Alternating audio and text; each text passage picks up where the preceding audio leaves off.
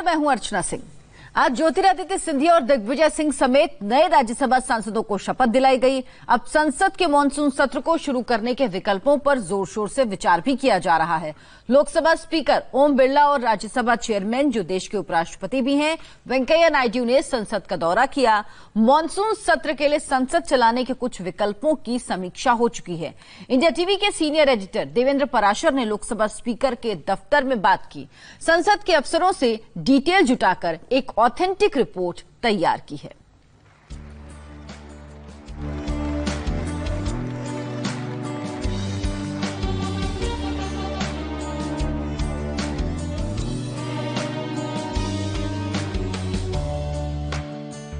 Corona काल में संसद के मानसून सत्र के विकल्पों और संभावनाओं के विश्लेषण की एक विस्तृत रिपोर्ट आज आपको देखनी चाहिए। प्रधानमंत्री नरेंद्र मोदी की टॉप प्रायोरिटी है कि मानसून सत्र में घर में चाइनीज वायरस पर सर्जिकल स्ट्राइक और बॉर्डर पर चाइनीज आर्मी पर भारत के पराक्रम पर चर्चा होनी चाहिए। चाइनीज वायरस से लड़ाई भी चलती रहेगी और देश की संसद भी चलती रहेगी। माननीय सभासदों, माननीय अध्यक्ष जी, आज बहुत लोग जानना चाहते हैं कि कोरोना काल में लोकतंत्र के मंदिर का द्वार खुलेगा तो कैसे खुलेगा। मानसून सत्र शुरू होगा तो प्रोसीडिंग का अरेंजमेंट किस तरह से होगा। हम आपको मानसून सत्र पर हुई मंथन से निकली एक्सक्लूसिव डिटेल शेयर करें। उससे पहले संसद के मानसून सत्र पर 5 बड़ी बातें समझिए। मानसून सत्र को चलाने के लिए कई विकल्पों पर चर्चा पूरी हुई। वेंकैया नायडू और ओम बिरला ने तैयारियों का जायजा लिया। लोकसभा और राज्यसभा में सीटिंग कैपेसिटी का इंस्पेक्शन किया गया। सोशल डिस्टेंसिंग का पालन करते हुए शुरू होगा मानसून सत्र। लोकसभा में 290 और राज्यसभा में 127 सांसद बैठेंगे। लोकसभा अध्यक्ष ओम बिरला और राज्यसभा के चेयरमैन वेंकैया नायडू की पूरी कोशिश है कि संसद के मानसून सत्र को चलाने के लिए प्रोटोकॉल जल्द से जल्द तय कर लिया जाए और वो प्रोटोकॉल ऐसा हो जो कि सुरक्षित हो। सांसदों के बीच बैठने की दूरी, उनके स्टाफ के साथ कैसे उन्हें दूर रखा जाए, किस प्रकार से सुरक्षा की स्कैनिंग की जाए ताकि कोविड-19 संक्रमण का कोई खतरा ना रहे, कागज का कम से कम इस्तेमाल हो और इसके लिए टेक्नोलॉजी का ज्यादा से ज्यादा इस्तेमाल किया जाएगा।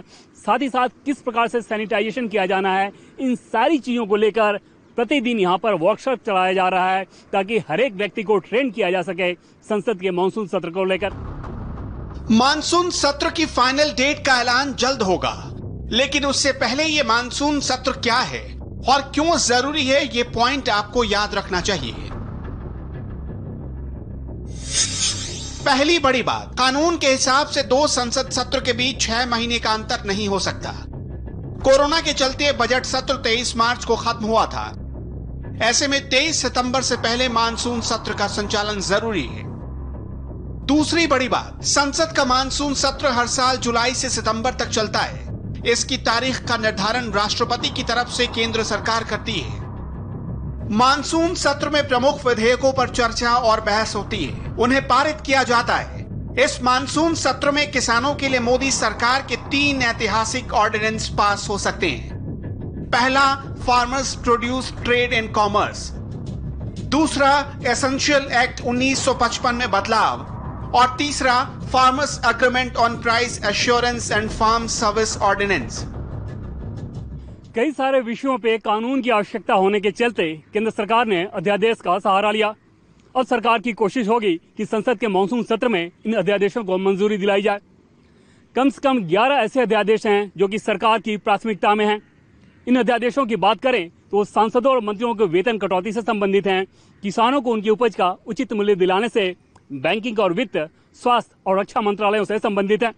सरकार की पहली प्राथमिकता होगी संसद के मानसून सत्र में इन अध्यादेशों को मंजूरी दिलाने की। चाइनीज वायरस के संक्रमण काल में मानसून सत्र में सांसदों का सीटिंग अरेंजमेंट का रास्ता निकलना चैलेंज था। इसे यूं समझिए, क्या सेंट्रल हॉल में लोकसभा की कार्यवाही का अरेंजमेंट किया जाए लेकिन सेंट्रल हॉल में सोशल डिस्टेंसिंग के नॉर्म के साथ ही सभी लोकसभा मेंबर्स को बैठाना मुमकिन नहीं है। तो लोकसभा और राज्यसभा में सीटिंग के अरेंजमेंट का सिस्टम बनाया गया। मौजूदा विकल्प के हिसाब से लोकसभा और राज्यसभा के चैम्बर में ही मानसून सत्र होगा। सोशल डिस्टेंसिंग के साथ लोकसभा और राज्यसभा के चैम्बर और गैलरी में सांसदों के सीटिंग अरेंजमेंट की रणनीति बनाई गई। इसे समझिए।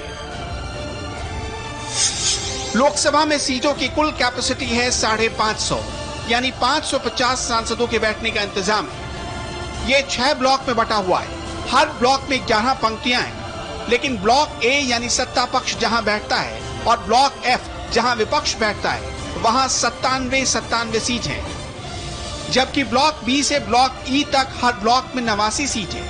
अब नए फॉर्मूले के हिसाब से सोशल डिस्टेंसिंग को ध्यान में रखते हुए 290 सांसदों के बैठने का इंतजाम लोकसभा में मुमकिन है। हाँ, सांसदों को चैम्बर के साथ साथ गैलरी में भी बैठना होगा। यहाँ ये जानना भी जरूरी है कि 543 सांसदों में अगर 290 सांसद लोकसभा के चैम्बर और गैलरी में बैठेंगे तो बाकी कहां जाएंगे? इसका जवाब है राज्यसभा। सही सुना आपने। मानसून सत्र में लोकसभा सदस्य दोनों सदनों में बैठेंगे, ऐसी व्यवस्था बनाई गई है। राज्यसभा में सीट की कैपेसिटी 250 है, जो 6 ब्लॉक। सोशल डिस्टेंसिंग के साथ ब्रिटेन की संसद चल रही है, तो दुनिया के कई मुल्क हाइब्रिड सत्र से संसद चला रहे हैं, यानी कुछ सांसद तो संसद में खुद मौजूद रहते हैं, जबकि बाकी सांसद वर्चुअल तरीके से हिस्सा लेते हैं। जो लोग कोरोना काल में मानसून सत्र को टालने की बात कह रहे हैं, ये रिपोर्ट देखकर वो समझ सकते हैं कि चाइनीज वायरस से लड़ने की जरूरत है और इस लड़ाई में सावधानी ही उपाय है, न कि कामकाज को ठप कर देना। तो उम्मीद है जल्दी मॉनसून सत्र शुरू होगा। अभी एक ब्रेक के बाद आपको दिखाएंगे बकरीद की नमाज पर यूपी की सियासत में उबाल क्यों